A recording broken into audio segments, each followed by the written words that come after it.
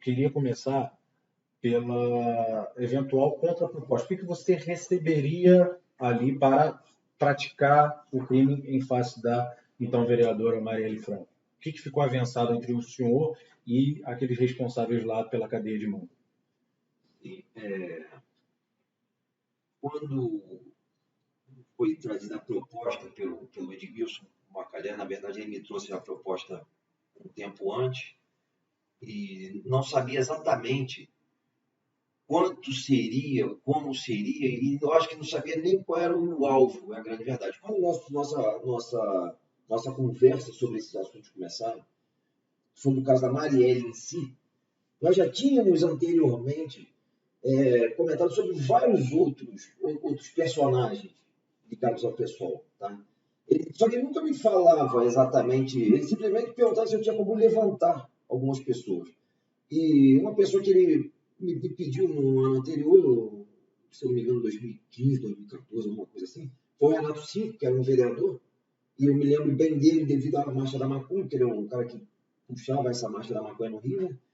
E eu me lembrei, eu não perguntava muito sobre realmente o quê, por que o Renato Cinco, ele também não me falava, ele simplesmente me falava que não tem como puxar, tem, que eu tive com os padrinhos. Quando ele falava padrinhos, ele estava se referindo eu não lembro na época se era o deputado ou vereador, eu não sei exatamente os cargos que eram ocupados por eles, mas eram os irmãos Brazão, Chiquinho e Domingos, e ele falava que tive com os padrinhos, ele gostava de passarinho, ele era um cara viciado em passarinho, viciado em rodas de galo, de briga de galo, essas coisas. Eu já gostei muito de passarinho, a galo eu nunca me interessei, mas eles sim, todos eles eram metidos com isso. Então, eu tive com o padrinho, tive com os padrinhos.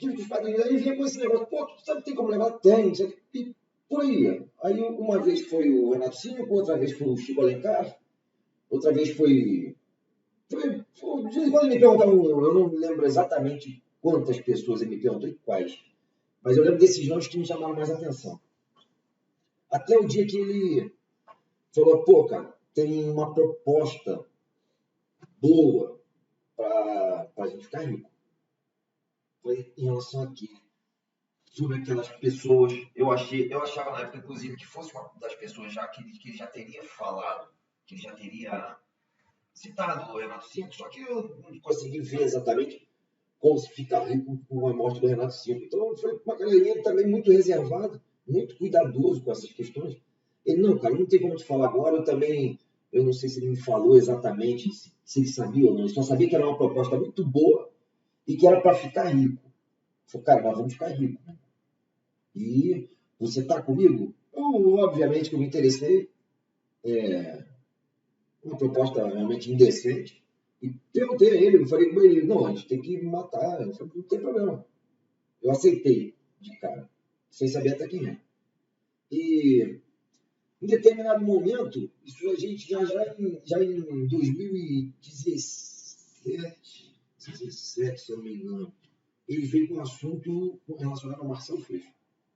Tá? Ele foi em 2017. Ele falou, olha, tem como levantar o Marcelo Freixo? Aí eu falei, porra, cara, tem. Mas aí a ficha tá caindo. Eu achei que ali fosse a tal missão que ele estava preparando, que a gente ia ficar milionário. Né? E ele, não, vamos lá, tem como levar? Tem. O cara tem 20 seguranças. Você tem algum amigo sniper? Eu falei, porra, Macalé, tem noção do problema que isso gera? Eu dei uma cortada nele, né? E ele, cara, mas tem ou não tem? Eu falei, cara, eu até brinquei com ele, eu falei, sniper por sniper eu sou, que eu atiro de fuzil de ferro há quase 30 anos. Mas a possibilidade de ver, eu falei, tem sim. Tu vê isso pra mim? E a gente não amadureceu muita coisa, não. Levei pra ele, eu falei, Macalé, o cara mora em Niterói. E ali eu já fui calculando o problema que poderia gerar, tá? E eu falei, eu vou tirar isso da cabeça do Macalé. Eu pensei isso comigo. Eu falei, Macalé, Niterói. O cara tem 20 seguranças. Não tem tanto sniper no Rio de Janeiro. Eu posso até não ter o curso, ser embrevetado como sniper, mas todo mundo sabe que eu atiro de ferrolho há muitos anos e todo mundo sabe que eu atiro relativamente bem. E teria condições de fazer aquele disparo. No meio de 20 seguranças, nós não vamos provocar uma pessoa qualquer. Está provocando o Marcelo Freixo. É uma coisa bem ampla, bem mexe com partidos, é uma coisa muito grande, pesada. Fui tirando isso da cabeça dele. Tá? Aí ele aceitou, não cobrou mais. E ali foi talvez a nossa primeira entrada com relação a crime. Tá? Por quê? Porque, na verdade, as outras pessoas que ele perguntava, ele nunca falou em matar. Ele só perguntava se tinha como levantar. Talvez ele nem fosse me inserir naquilo. Ele só queria o levantamento. E como eu sabia que eu tinha a senha de um site de busca, ele sabia que eu tinha isso há muito tempo com a polícia, a gente usava aquilo ali na polícia, para evitar usar o oficial da polícia, que é o Infoseg. Muitas vezes a gente fazia uma busca preliminar pelo CC Fácil. Então, ali, a primeira vez ele fala comigo em matar alguém. Foi com o Marcelo Freixo. Tá? Aí eu perguntei se era ali que a gente ia ficar milionário, né? Porque existia essa coisa de ficar milionário. Falei, ele, não, cara, deixa eu falar com os padrinhos. E ele, mas todas as vezes eles se relacionavam ao Domingos e ao Chiquinho como padrinhos, devido a nosso relacionamento lá atrás, nosso conhecimento na chacrinha, onde eles têm o Aras, onde houve o primeiro contato com essa família, e ele continuou. Depois da morte do Santiago, eu nunca mais soube deles, nunca mais encontrei, nunca mais vi, porque a gente frequentava o mesmo quintal, que é onde era a roda de passarinho. E dali, Macalé subiu um pouco, ele sempre trabalhou com contravenção, desde a época de Maninho, ele trabalhava para o Maninho, depois passou a trabalhar para um tal de Sérgio Rupp, que é um banqueiro da ilha. Aí tinha também um outro banqueiro que trabalhava, que era o Celso Cury, e passou a trabalhar para o Bernardo, que é remanescente lá da família do Maninho, né? Então, em determinado momento, ele me trouxe umas propostas, falou assim, Rony, eu preciso dar um dinheirinho lá do Bernardo, e tu me ajuda, tu tem como me dar uma bola? Eu falei, Macalé, nós não vamos ficar ricos, nós não temos uma empreitada para ficar rico, porque eu tinha uma condição financeira muito boa, tá? Eu ganhava dinheiro de gatonete, ganhava dinheiro de máquinas de fliperama, máquinas de música, eu tinha barracas de lanche legais, que me davam só as barracas me davam 30 mil reais por mês.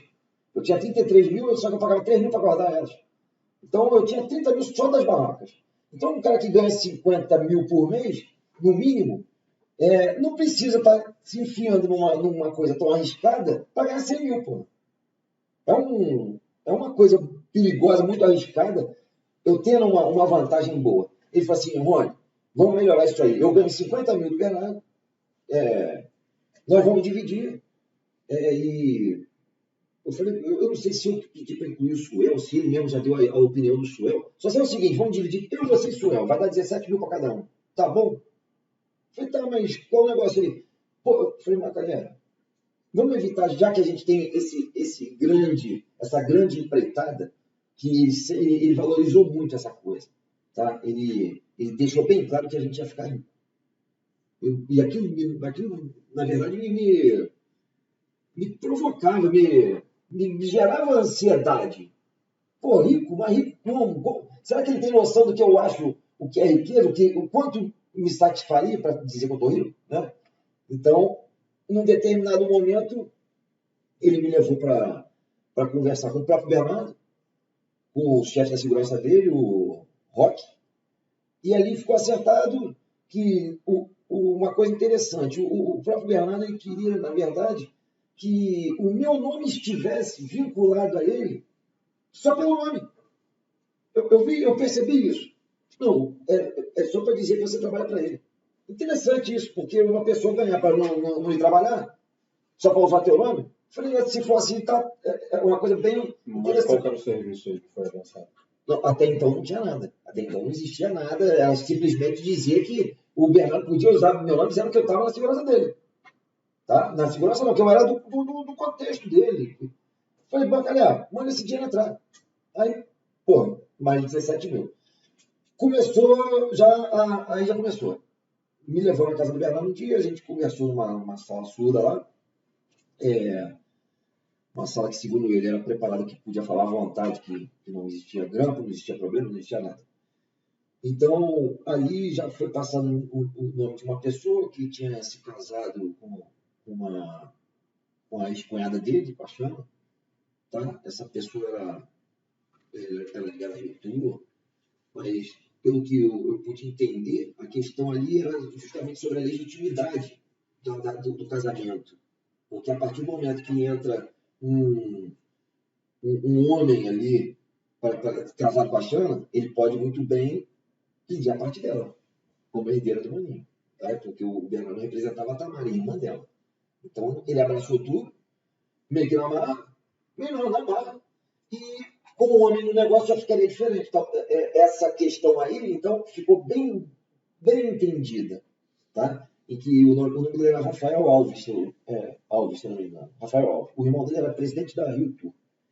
Então, aquilo ali, eu falei, galera, porra, a mesma coisa que eu falei sobre o Marcelo Fez, cara, o negócio é complicado. O cara é irmão do presidente da Rio Tour, pô, só. Aí ele, porra, tu acha que dá problema? Eu falei, se eu acho, não, eu tenho certeza, pô. Mas, cara, eu fui empurrando com a barriga. Toda hora ele vinha com um, toda hora vinha com o outro. E aquilo ali gerou um cansaço. Eu percebi que gerou um cansaço no contrato do Macalé. Tá entendendo? Porque ele ganhava dinheiro, mas não fazia porra nenhuma. Não fazia nada. E eu também não. Então, resumindo, por que a gente ganhava esse dinheiro? Até que um dia ele falou assim, pô, cara, me ajuda, nós temos que resolver um problema. Aí entrou quem no circuito? Entrou quem no radar? A presidente do Salgueiro, Regina. Tá?